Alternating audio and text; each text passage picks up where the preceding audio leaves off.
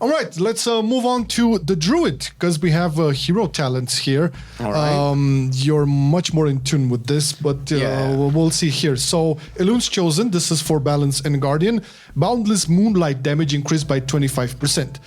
Minor Moon damage increased by 110%. Minor Moon seems like one of those things that were just severely undertuned or whatever, because when you see above like 110%, they're like little trickles of damage. They do kind of nothing. So 110% is about right. Okay. It's not a big source of your damage. Okay. Lunar Calling increases Starfire damage by 65%, was 40%. Lunar Insight increases Moonfire damage by 20%, was 10%. Atmospheric Exposure increases damage taken by 6%, was 4%. Oh, this is like a curse. Interesting. This is probably mostly aimed at Balanced Druid from what I can read, because as far as Guardian is, because that's the one that I played a little bit more, Elune's Chosen was the one that gave you more damage than Druid the Claw, at least, up front. And having this buff and not seeing Druid the Claw also addressed kind of makes me feel, okay, they're probably just Balanced Druid tuning, and probably they're keeping the hero talents in check with Keeper of the Grove. Yeah, okay. Keeper of the Grove, you say? Oh. Balance Restoration. Boundless Bloom causes your trance to generate 7 astral power every 2 seconds. Was 6 astral power. Well, this is not very exciting.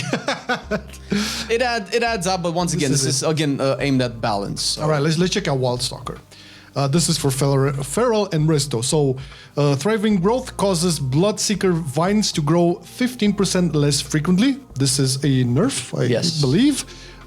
Vigorous Creepers increases damage done to targets afflicted by Bloodseeker vines by 5%, was 6%, another nerf.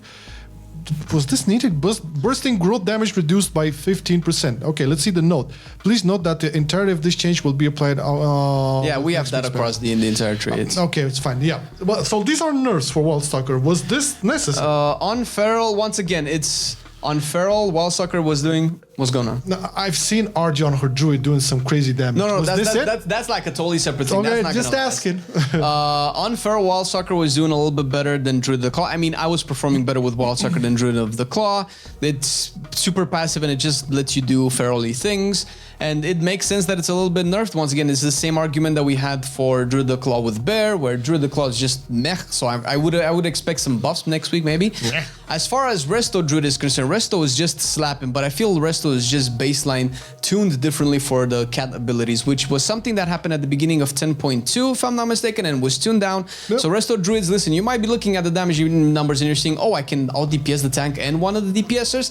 That's probably not gonna last, but live your best life right now.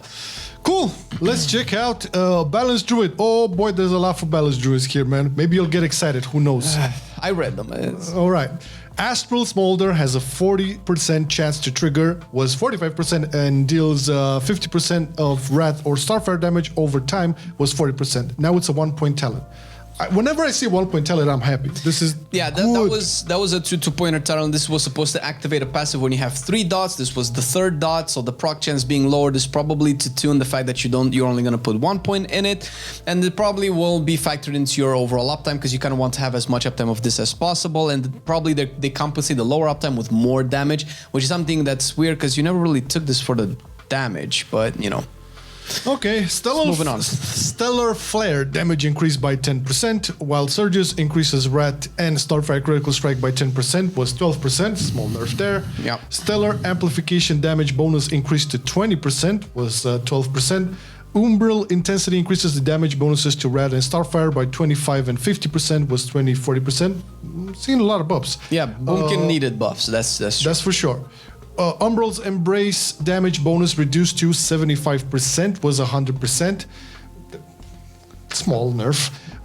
Umbral Inspiration duration increased to 6 seconds, was 5 seconds, and damage bonus increased by 30%, was 20%. Touch the Cosmos chance to trigger from Wrath increased by to 12%, was 8%, and chance to trigger from Starfire increased to 15%, was 10%. I'm liking this. This is basically just bumping it up. And just little tuning knobs. Astral Communion now grants 20 astral power on entering Eclipse, was 12. Elune's Guidance reduces the astral power cost of Star Surge by 10, was 8, and Starfall by 12, it was 10. Power of Goldrin damage reduced by 10%. Why?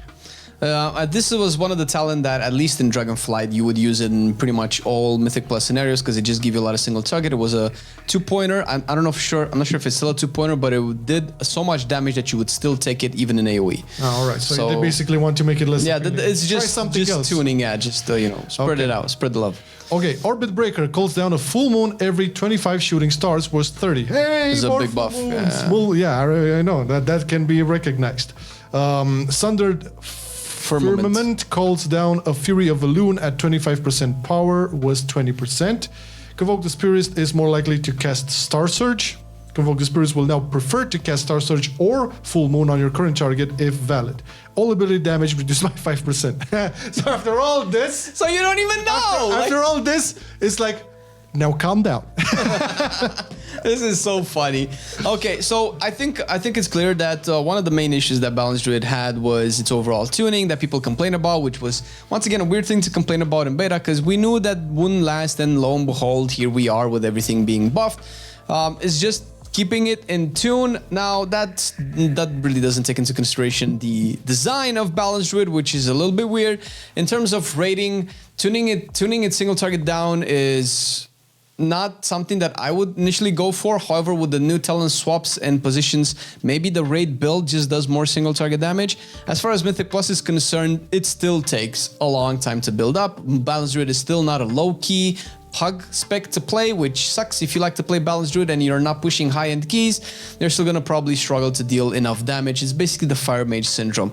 So this is the numbers are so tiny. For one thing, it's good that they're keeping their eyes open on this to keep things in tune and not let Balanced Druid cry too much.